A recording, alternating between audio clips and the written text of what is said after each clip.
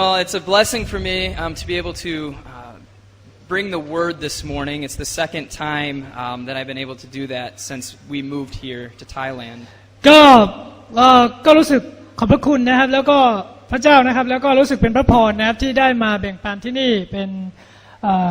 ครั้งที่สอง the second time Yeah, second time. โอเคก็ได้แบ่งปันที่นี่เป็นครั้งที่สองนะครับก็ขอบพระคุณพระเจ้านะครับ We're going to be continuing through the series in Matthew chapter 5 today. ซึ่งเราก็จะที่ผ่านมานะครับเราก็ได้แบ่งปันในพระธรรมมัทธิวบทที่5นะครับแล้วก็ในวันนี้เราก็จะแบ่งปันต่อนะครับ We'll be specifically looking at verse 6. ซึ่งในวันนี้นะครับเราจะเจาะจงไปที่ข้อพระธรรมที่6นะครับ So if you want to turn to Matthew chapter 5 verse 6. ให้เราเปิดไปที่ข้อพระธรรมมัทธิวบทที่5นะครับข้อที่6ด้วยกัน Have you ever been really hungry and have a craving for a particular dish? คือเราเคยรู้สึกที่แบบว่าหิวมากๆแล้วก็อยากจะกินอะไรสักอย่างไหมครับ Imagine that feeling and then knowing that you will be eating that food. และให้เราลองคิดถึงอาหารสิ่งที่เรามีอยู่ในใจแล้วก็คิดถึงว่าเราลองจินตนาการว่าเรากำลังอยากจะกินอาหารชิ้นนั้น First, you smell it and your mouth begins to water. เมื่อเราคิดถึงอาหารนั้นเราก็จะคิดถึงรสชาติกลิ่นของมัน You see it and your eyes get big. แล้วคือเ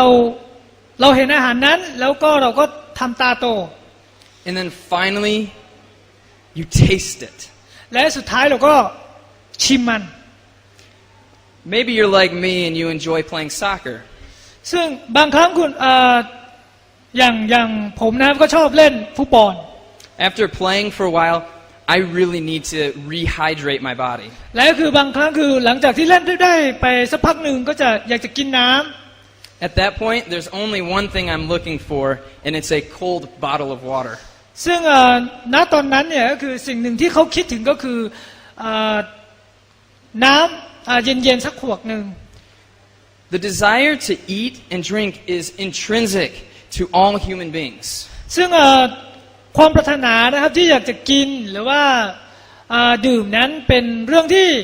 มีอยู่ในตัวมนุษย์อยู่แล้ว Everybody has to eat and drink to survive. ทุกคนต้องกินและดื่มเพื่อที่จะมีชีวิตอยู่รอดได้ And when we look at this verse in Matthew chapter 5, Jesus takes that basic human need, the physical need to nourish our bodies. ซึ่งถ้าเราดูในพระธรรมมัทธิวบทที่5นะพระเยซูได้ใช้เรื่องของความต้องการฝ่ายร่างกายนะครับมาอธิบายเรื่องนี้ And he takes that and points us to a spiritual reality. ซึ่งพระองค์ก็ได้เชื่อมโยงไปสู่ความต้องการฝ่ายวิญญาณเช่นเดียวกัน When we reflect or look back on the verses that we already went through in Matthew chapter 5, ซึ่งถ้าเราดูดูกลับไปในพระธรรมมัทธิวบทที่5 notice how Jesus' teachings differ with the way the world is trying to have us live. ซึ่งในพระธรรมนี้ก็ได้พูดถึงคำสอนที่โลกพยายามที่จะสอนเราที่แตกต่างจากพระคำของพระเจ้า The world tells us to achieve greatness or achieving greatness requires pride. ซึ่งในโลกพยายามที่จะสอนเราว่าการที่เราจะประสบความสำเร็จหรือว่าการที่เราจะเป็นผู้ที่ยิ่งใหญ่ได้นั้นเราจำเป็นต้องมีความภาคภูมิใจในตัวเองแล้วก็เย่อหยิ่ง And we must only look out for ourselves and not care about other people. และคือเราต้องแสวงหาสิ่งต่างๆเพื่อตัวเราเองแล้วก็ไม่ต้องไปใส่ใจคนอื่นมาก Jesus says that those who are the most humble are the greatest. แต่พระเยซูบอกว่าผู้ที่มีใจถ่อมนั้นคือผู้ที่ยิ่งใหญ่ They're not just the greatest on the earth, but even in the kingdom of heaven. คือไม่ใช่เพียงแต่บนโลกนี้เท่านั้นไม่ใช่ยิ่งใหญ่เพียงแต่บนโลกนี้เท่านั้นแต่ยิ่งใหญ่ในแผ่นดินสวรรค์ด้วย While the world tells us to find happiness, pleasure, and comfort at all cost, และโลกก็พยายามที่จะ สอนให้เรา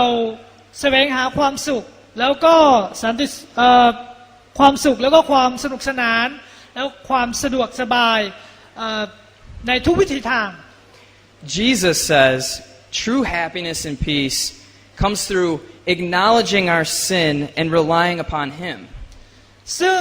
แต่พระเยซูสอนว่าสันติสุขนั้นเราได้มาโดยการยอมรับว่าเราเป็นคนบาปแล้วก็แสวงหาพระองค์ The world says it's okay to use your power, your position, your intellect to get what you need or want. โลกก็พยายามสอนว่าการที่เราใช้ความรู้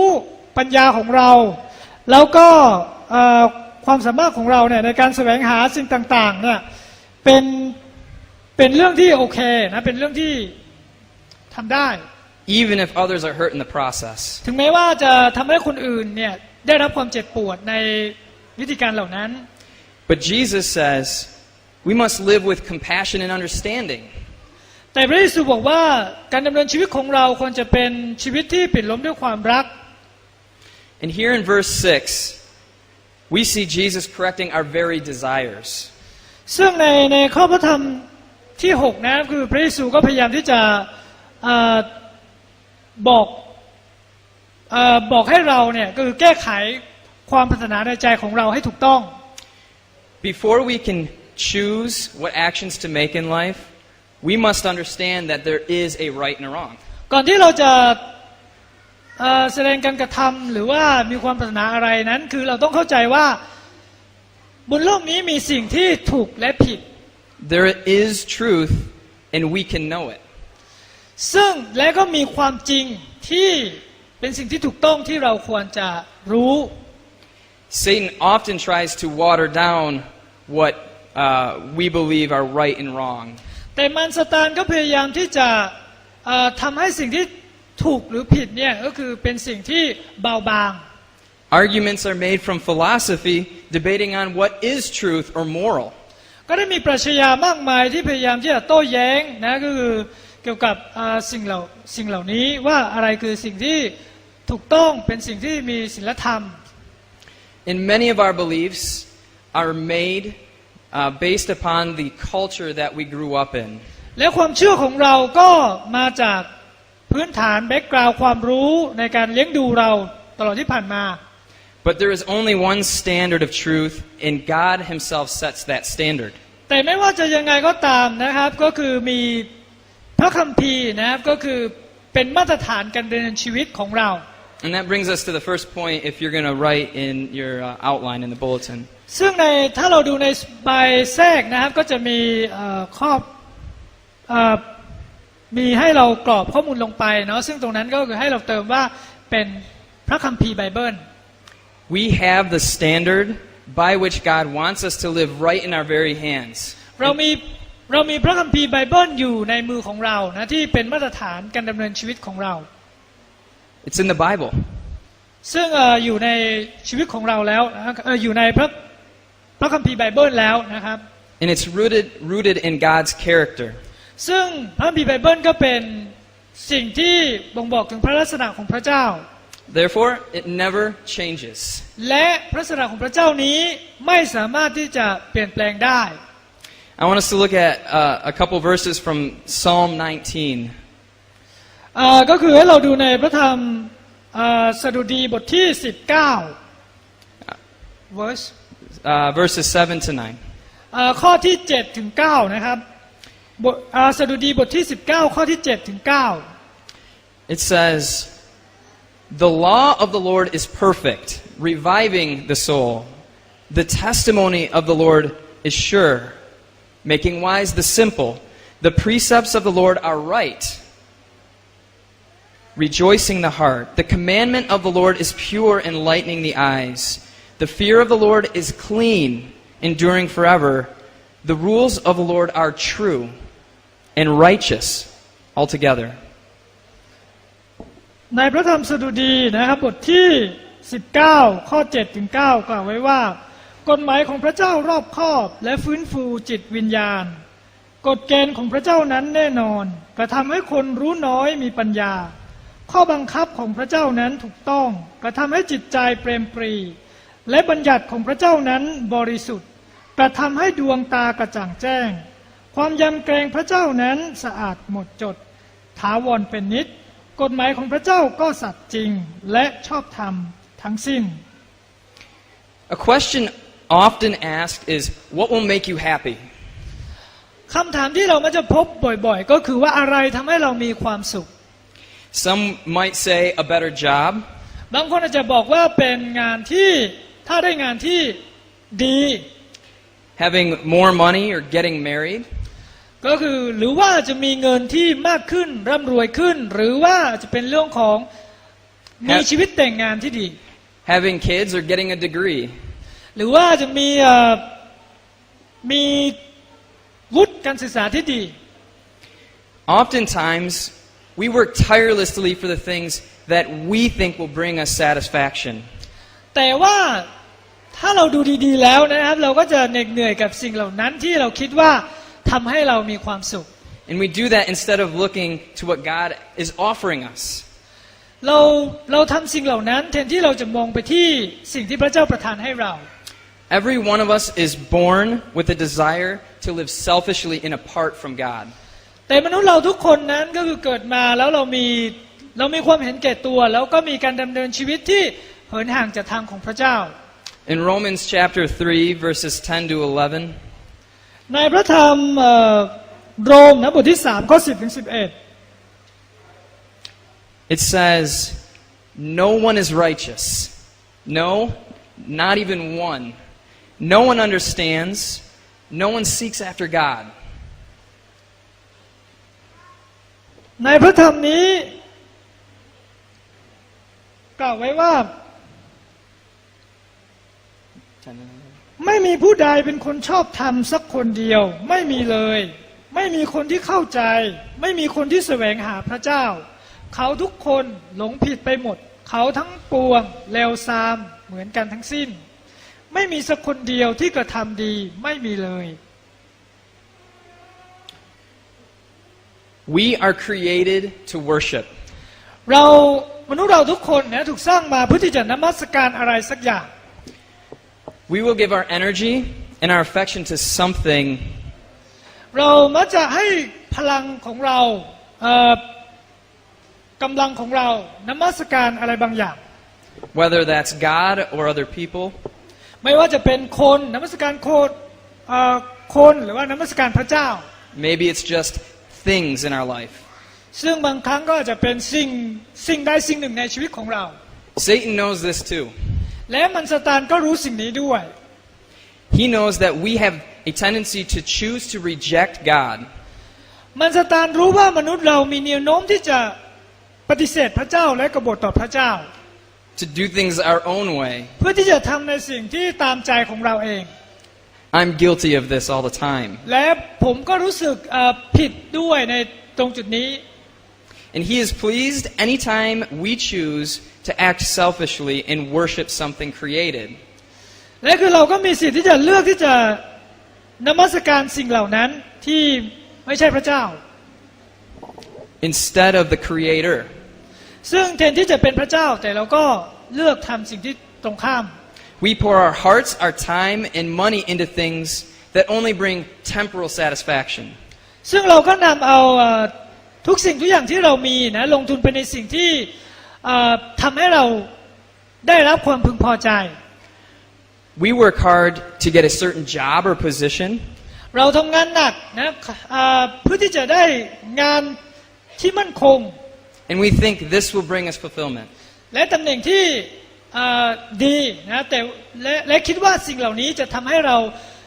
ได้รับความพึงพอใจ But we quickly realize that it wasn't what we thought it was going to be, or there are better jobs out there. ซึ่งเราไม่นานนะเราก็จะตระหนักได้ว่าสิ่งเหล่านี้ไม่ได้ทำให้เราได้รับความพึงพอใจ หรือว่าเราได้สิ่งนี้แล้วเรายังอยากจะเห็นว่ายังมีสิ่งอื่นที่ดีกว่านั้นอีกที่จะตามหา We look for happiness in trying to get married or have kids. เราคิดว่าการแต่งงานจะเป็นสิ่งที่ทำให้เราได้รับความพอใจแล้วเราก็ แต่งงานแล้วก็มีลูกมีหลาน But then we wake up and we realize marriage is difficult. แล้ววันหนึ่งนะเราก็ตื่นขึ้นมาแล้วก็เห็นว่าชีวิตการแต่งงานนี่ไม่ได้ง่ายอย่างที่คิด Our expectations aren't met and we realize our kids aren't perfect. และเราก็รู้ว่าลูกๆของเราเนี่ยก็ไม่ได้สมบูรณ์แบบอย่างที่เราคิดแล้วก็ความคาดหวังของเราก็ผิดหวัง We think if we can make a certain amount of money or get nice things, we will finally be happy. แล้วเราคิดว่าเราสามารถที่จะคือเมื่อเรามีเงินแล้วเนี่ยเราจะมีความสุข But the money is just out of reach, or if we do get it, the joy of having these things is fleeting. แต่บางครั้งคือเราก็ไม่ได้หาเงินได้ตามอย่างที่เราคิด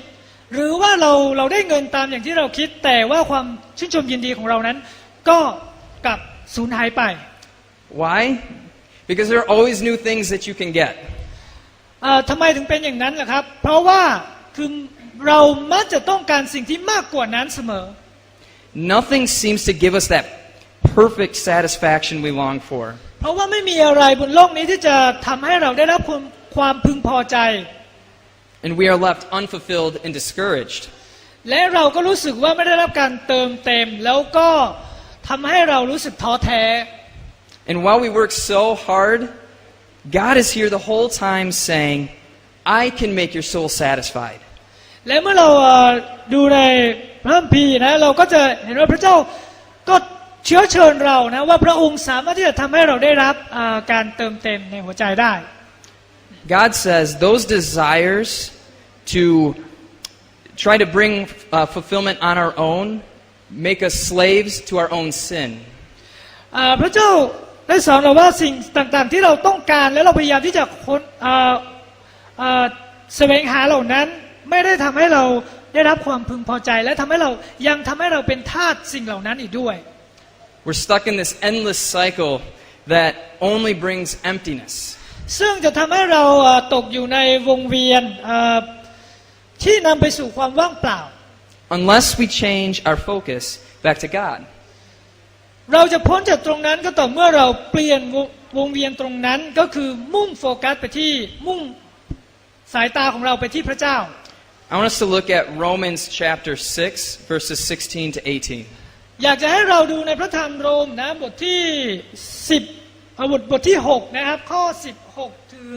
18It says, Do you not know that if you present yourselves to anyone as obedient slaves, you are slaves of the one whom you obey, either of sin, which leads to death, or of obedience, which leads to righteousness? But thanks be to God that you, who were once slaves of sin, have become obedient from the heart to the standard of teaching to which you were committed, and, having been set free from sin, have become slaves of righteousness. ในพระธรรมโรมบทที่6นะข้อ16ถึง18ก็ได้กล่าวไว้ว่าท่านทั้งหลายไม่รู้หรือว่าถ้าท่านยอมรับฟังยอมตัวรับใช้ฟังคำของผู้ใดท่านก็เป็นทาสของผู้ที่ท่านเชื่อฟังนั้นคือเป็นทาสของบาปซึ่งนำไปสู่ความตายหรือเป็นทาสของการเชื่อฟังซึ่งนำไปสู่ความชอบธรรมก็ตามแต่จงขอบพระคุณพระเจ้าเพราะว่าเมื่อก่อนนั้นท่านเป็นทาสของบาปแต่บัดนี้ท่านมีใจเชื่อฟังหลักคำสอนนั้นซึ่งส่งให้ครอบครองท่านเมื่อท่านพ้นจากบาปแล้วท่านก็ได้เป็นทาสของความชอบธรรม Here's the reality. Without God,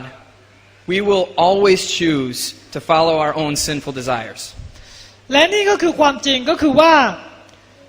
ถ้าปราศจากพระเจ้าแล้วเราก็มักจะทำตามใจปรารถนาของเราเอง I want us to look at an encounter that Jesus had in John chapter 6. ก็อยากจะให้เราดูในถึงตอนที่พระเยซูเนี่ยได้อยู่ต่อหน้าคนมากมาย To give a little background, Jesus just fed more than 5,000 people with food that would usually only be enough for one or two people. และตอนนั้นพระเยซูก็ได้เพิ่งจะเลี้ยงดูเขานะครับคือให้อาหารเขาซึ่งมีคนจำนวน 5,000 คนนะพระเยซูก็ได้เอาอาหารที่ จริงๆแล้วเนี่ยคือให้แค่2-3 คนพอเพียงแค่2-3 คนที่จะกินแต่พระองค์ก็ได้ทำการอัศจรรย์แล้วก็ได้เลี้ยงคน 5,000 คน And after doing this incredible miracle, he hops in a boat and goes to the other side of the lake. และหลังจากที่พระองค์ประทานการเลี้ยงดูให้คนเหล่านั้นนะ 5,000 คนแล้วพระองค์ก็ข้ามไปที่ทะเลสาบอีกด้านหนึ่ง The crowd begins searching for him and realizes where he went, and so they went to follow him again. และคนก็ตามหาพระองค์ว่าพระองค์ไปไหนแล้วก็สุดท้ายเขาก็ไปเจอพบกับพระองค์อีกครั้ง After they found him, they began to ask him some questions, but Jesus knew they weren't there to listen to what he had to say. และหลังจากนั้นก็คือพอเขาเจอพระเยซูนะเขาก็อยากจะได้กินอาหารนั้นอีกไม่ใช่ว่าเพราะว่าที่เขาแปลกใจกับการอัศจรรย์นะแต่ว่าเพราะเขาอยากจะกินอาหารนั้นอีก I want us to look at verses 26 and 27 of John chapter 6. อยากให้เราดูในพระธรรมยอห์นบทที่6ข้อ26ถึง27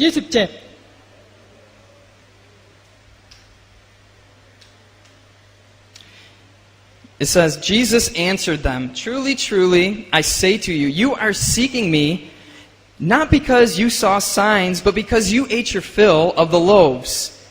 Do not work for the food that perishes, but for food that endures to eternal life, which the Son of Man will give to you. For on him God the Father has set his seal." ในพระธรรมข้อนี้นะครับกล่าวไว้ว่าพระเยซูตรัสกับเขาว่าเราบอกความจริงแก่ท่านทั้งหลายว่าท่านทั้งหลายตามหาเราไม่ใช่เพราะได้เห็นหมายสำคัญแต่เพราะได้กินขนมปังอิ่มอย่าขวนขวายหาอาหารที่เสื่อมไปสิ้นแต่จงหาอาหารที่ดำรงอยู่คืออาหารแห่งชีวิตนิรันดร์ซึ่งบุตรมนุษย์จะให้แก่ท่านเพราะพระเจ้าคือพระบิดาได้ทรงประทับตรามอบอำนาจแก่พระบุตรแล้ว Here's a massive crowd of people that were not only witnesses to an incredible miracle, but they benefited from it as well. ฝูงชนเหล่านี้นะครับเขาไม่เพียงแต่เห็นการอัศจรรย์เท่านั้นนะครับแต่เขายังได้สัมผัสนะได้ประโยชน์จากการอัศจรรย์นั้นด้วย Instead of being in awe and wonder of what just happened, they were looking for another meal.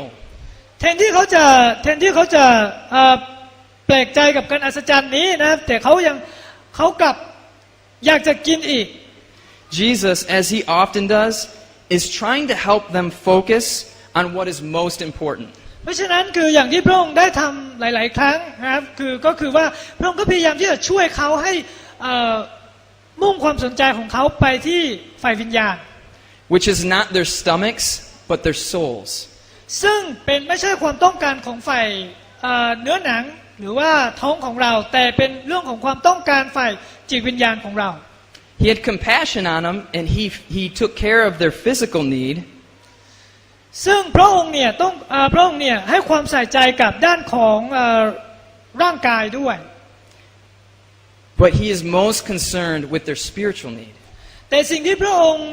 ให้ความสำคัญมากที่สุดก็คือเรื่องของความต้องการฝ่ายวิญญาณHe tells them, quit working so hard for these things that only bring temporary pleasure and fulfillment. ซึ่งพระองค์ก็ได้ตรัสว่าให้เราที่จะหยุดที่จะแสวงหาเรื่องของความต้องการฝ่ายร่างกายเพียงอย่างเดียวเท่านั้น I want you to keep your finger in that passage because we're going to flip back there in a few minutes. เดี๋ยวเราจะกลับมาดูในพระธรรมยอห์นบทที่6อีกครั้งนะครับ But let's look to Matthew 5, chapter 5, verse 6. แต่ให้เรากลับไปดูในพระธรรมมัทธิวบทที่5ข้อ6ก่อน It says,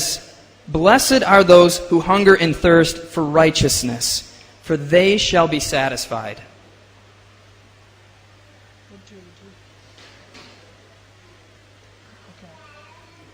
ครับพระธรรมมัทธิวบทที่5ข้อ6นะก็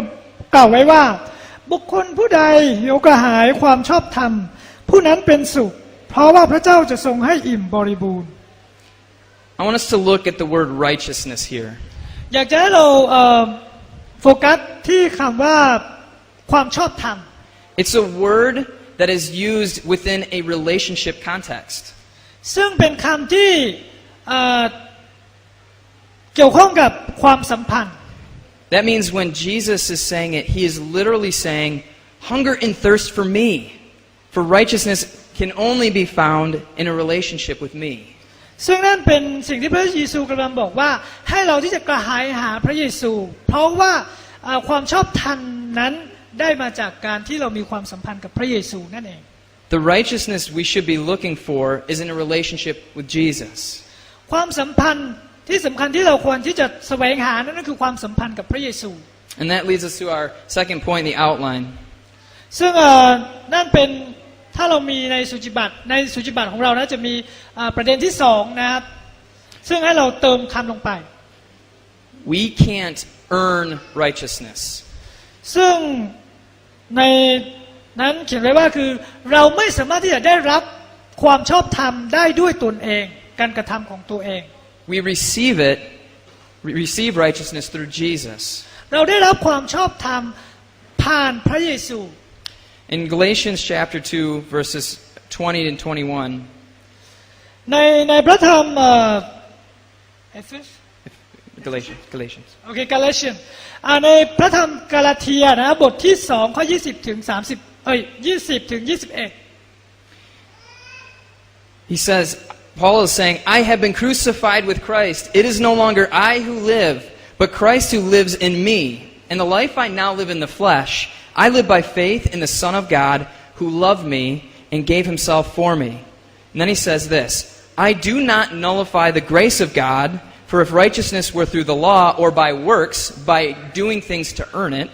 then Christ died for no purpose.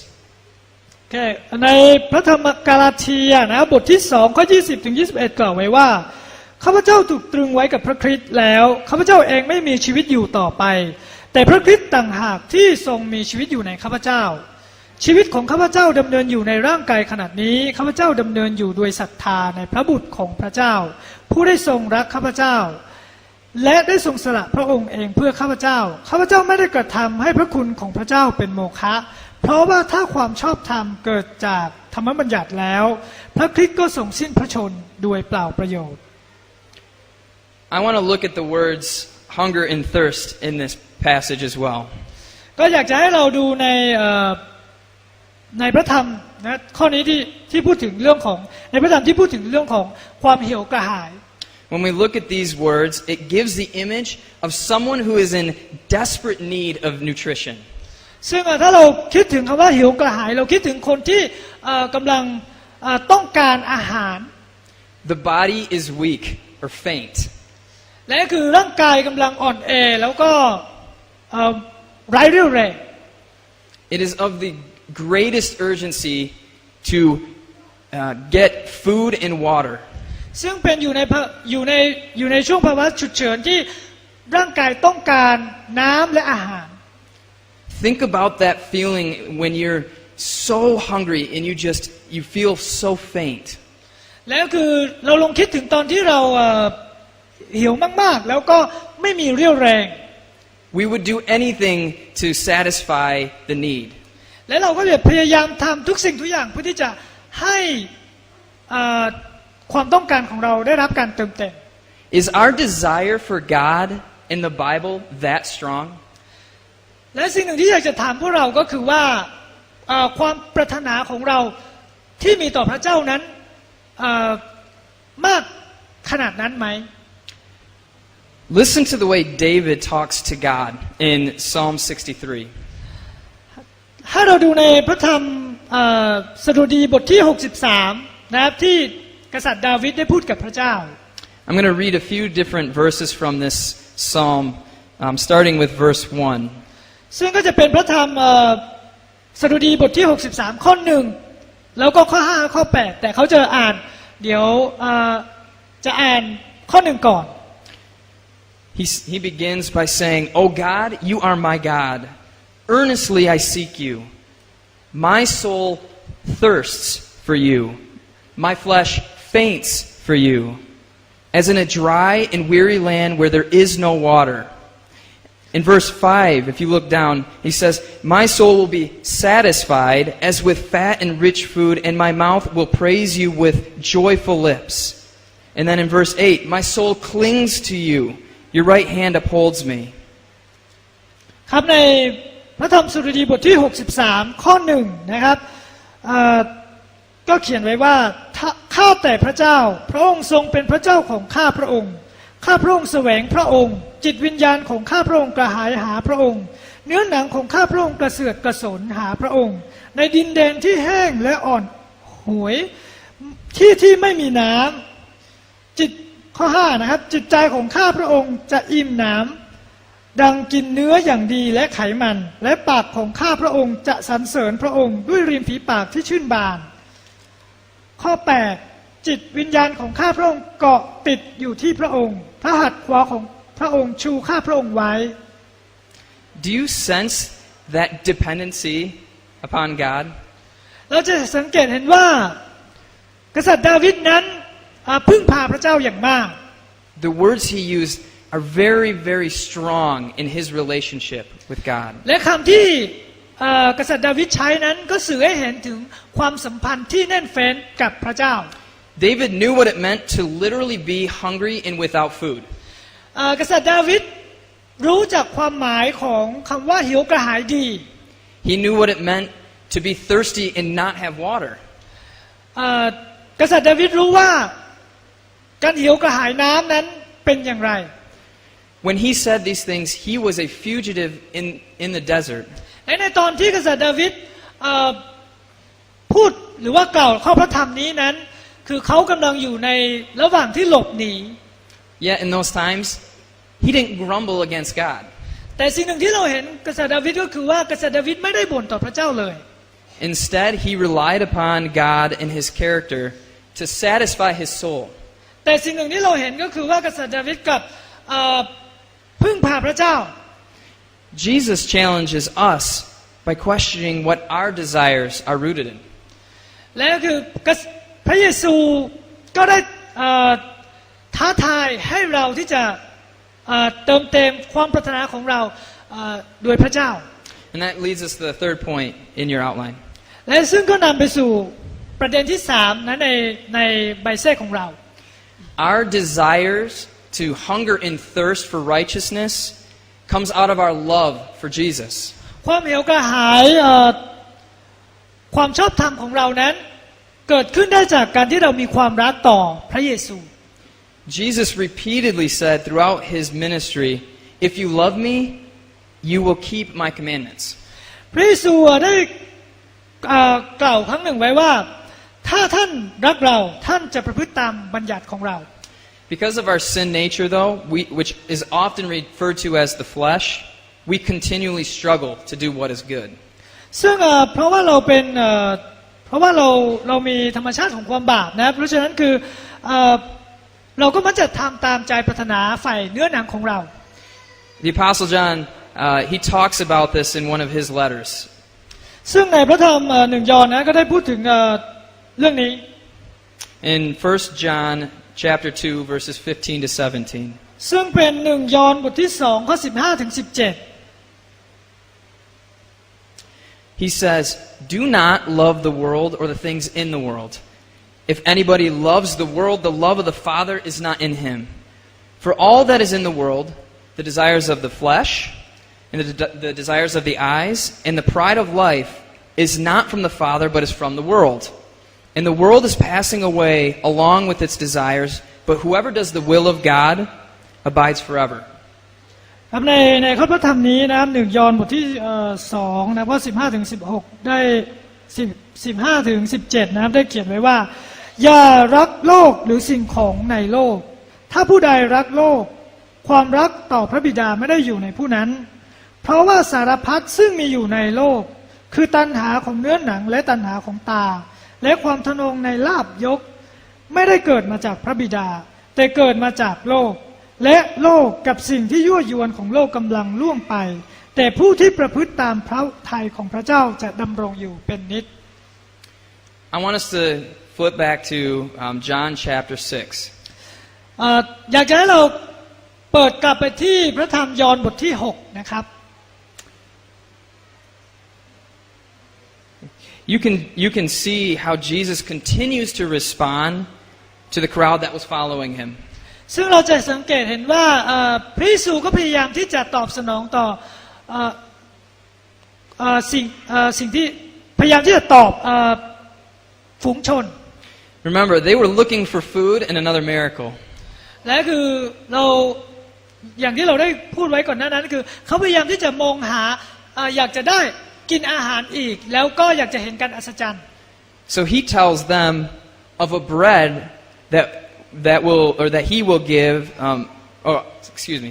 He tells them of a bread that will give life to the world. และพระองค์ก็ได้ตรัสถึงอาหารที่จะให้ชีวิตแก่โลกใบนี้ The crowd hears him say this and they begin salivating. และคือคนก็พอได้ยินอย่างนั้นก็พยายามที่จะถามพระองค์ And they say to Jesus, "Sir, give us this bread." ก็เขาก็ได้บอกพระองค์ว่าขอพระองค์ที่ทรงประทานอาหารนั้นให้เขา They thought they were going to be served another meal, but Jesus answers in verse 35. เขาคิดว่าพระเยซูจะมอบอาหารให้เขาอีกแต่พระเยซูก็ตอบเขาในข้อที่35นะครับ Jesus says to him, he says, "I am the bread of life. Whoever comes to me shall not hunger, and whoever believes in me shall never thirst." ซึ่งในพระธรรมข้อที่35นะคือยอห์นบทที่6ข้อ35นะพระเยซูก็ตรัสตอบเขาว่าเราเป็นอาหารแห่งชีวิตผู้ที่มาหาเราจะไม่หิวและผู้ที่วางใจในเราจะไม่กระหายอีกเลย The world is always offering us something. โลกนี้ก็กำลังที่จะคือพยายามที่จะมอบบางสิ่งบางอย่างให้เรา And we always want to try to get the things that we think are going to satisfy us. และเราก็พยายามที่จะขวางขวายนะคือแสวงหาสิ่งที่เราคิดว่าจะทำให้เราได้รับความพึงพอใจ Yet those desires are never filled. แต่ว่าความพึงพอใจความต้องการของเราเหล่านั้นนะก็ไม่มีวันที่จะได้รับการเติมเต็ม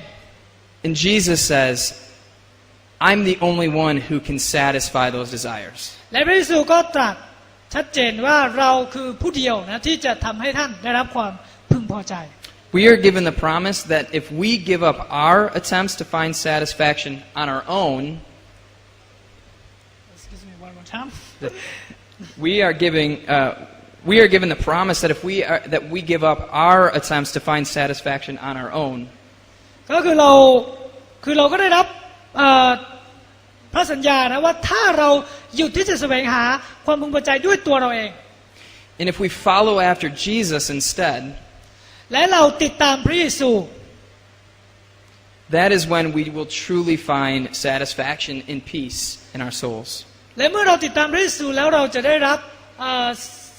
ความพึงพอใจที่แท้จริงและสันติสุขที่แท้จริงในชีวิตของเรา Would you pray with me, please? เดี๋ยวให้เราร่วมใจกันอธิษฐานเนาะ Our Father, we come before you humbly. ข้าแต่พระบิดาเจ้าเรามาต่อหน้าพระองค์ด้วยความถ่อมใจ We thank you that you explain to us how we have desires that go against you. พระองค์ได้สอนเราให้รู้ว่าเรามีความปรารถนาในใจที่มักจะกบฏต่อพระองค์ Yet you say that we can be satisfied in a relationship with you. แต่พระองค์ก็ทรงสอนเราว่าเราสามารถที่จะได้รับความพึงพอใจด้วยการมีความสัมพันธ์ที่ดีกับพระองค์ Change our hearts and our minds to desire a relationship with you instead of looking to the world. ขอทรงโปรดเปลี่ยนแปลงจิตใจของเราที่จะมีความปรารถนาที่จะมีความสัมพันธ์ที่ดีกับพระองค์แทนที่จะมุ่งสนใจในคำสอนโลกนี้ Thank you that you promise that we will have satisfaction and peace and fulfillment in our lives. และขอขอบพระคุณพระองค์ที่ทรงสัญญาว่าเราจะได้รับความพึงพอใจและสันติสุขเมื่อเราติดตามพระองค์ Thank you for loving us and saving us. ขอบพระคุณที่ทรงรักเราทั้งหลาย We pray this in Jesus' name. และทรงสถิตอยู่ด้วยและอธิษฐานในพระนามพระเยซูคริสต์เจ้า Amen.